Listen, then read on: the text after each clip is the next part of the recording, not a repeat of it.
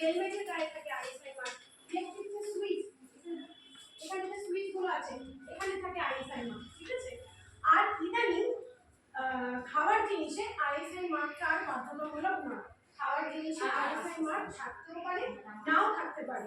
এই বোতলটায় আছে তার মানে এই নয় যে সব বোতলে এখন আর এই মার্কটা দেখবে। তাহলে আমি বুঝবো কি করে এই জিনিসটা বিশুদ্ধ কিনা।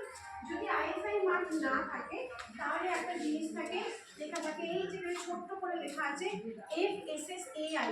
এই FSSAI যদি আইএসআই মার্ক না থাকে তাহলে অবশ্যই আমরা দেখে নেবো FSSAI রয়েছে কিনা, যেটাকে আমরা ফ্যাসাই চিহ্ন বলে থাকি। এই FSSAI এই চিহ্নটা বাচ্চারা যে ফ্রুটি খায়, মাজা খায়, সেই সমস্ত বোতলে খাবারের জিনিসে দেখবে FSSAI এই চিহ্নটা দেওয়া থাকে। তাহলে আমি এই চিহ্নটা দেওয়া থাকলে আমি বুঝবো যে এই জিনিসটা যেটা আমি নিজের খাওয়ার জন্য কিনছি বা বাচ্চার খাওয়ার জন্য কিনছি সেই জিনিসটা আমার জন্য বিশুদ্ধ এবং এই জিনিসটা খেয়ে আমার শরীর খারাপ হবে না। আরেকটা জিনিস বলি, আমরা কসমেটিক প্রোডাক্ট কিনি, ধরুন একটা বোরোলিন কিনলাম, কি শীতকালে একটা ছোট ক্রিম কিনলাম, ওষুধ তো আমরা সবাই কিনি, ওষুধ ছাড়া বোধহয় এখন আর কেউ চলে না।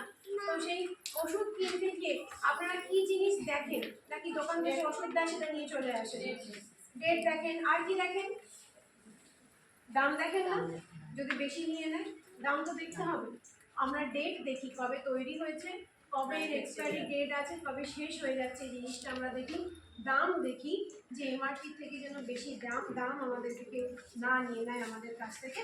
তো এই জিনিসগুলো আমাদেরকে একটু দেখে কিনতে হবে, যাতে জিনিস কিনতে গিয়ে আমরা ঠকে না যাই।